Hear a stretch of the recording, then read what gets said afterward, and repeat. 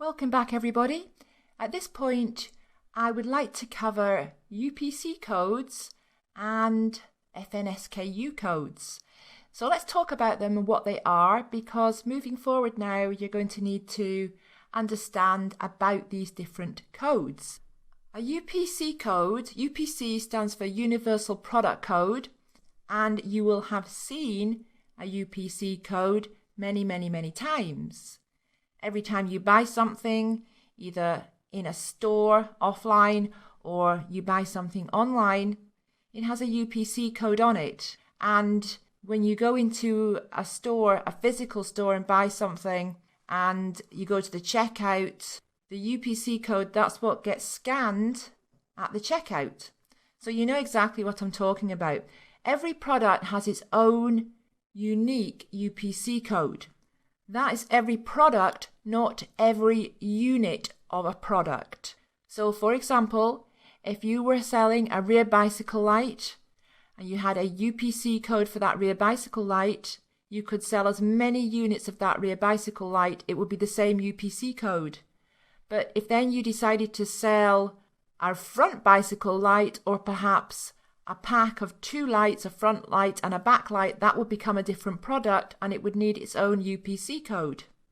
You are going to need a UPC code in order to create your own listing on Amazon. On the PDF handout that goes with this lecture, you're going to find out where to get one, and you can get them for $5. There is a website, there are a couple of websites on the handout that goes with this lecture. So you will only need one UPC code to begin with, because you're only going to be selling one product.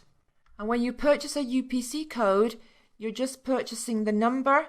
So this number down here, the barcode graphic, that's this part here in red. You need to get that separately, but that is free. So the barcode graphic is the image above the UPC code.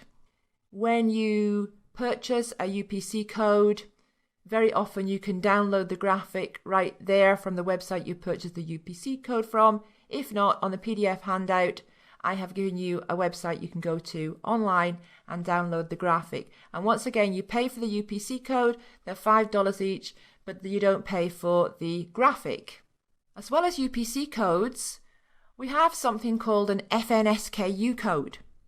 FNSKU stands for Fulfillment Network Stock Keeping Unit. And this is Amazon's own barcode. And every item at the FBA warehouse has an FNSKU code.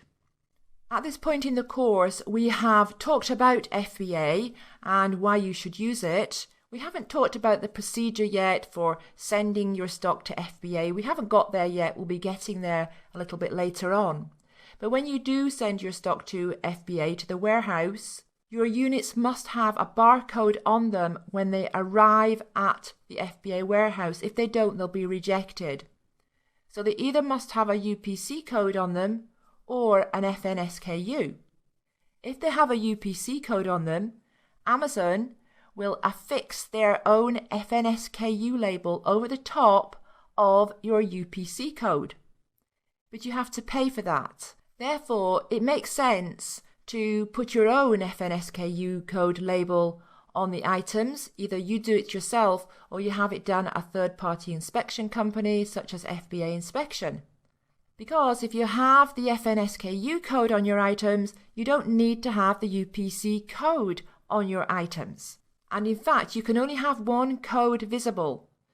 So if Amazon is going to stick their FNSKU code over your UPC, they're going to stick it on the top of your UPC, so there's only one code visible.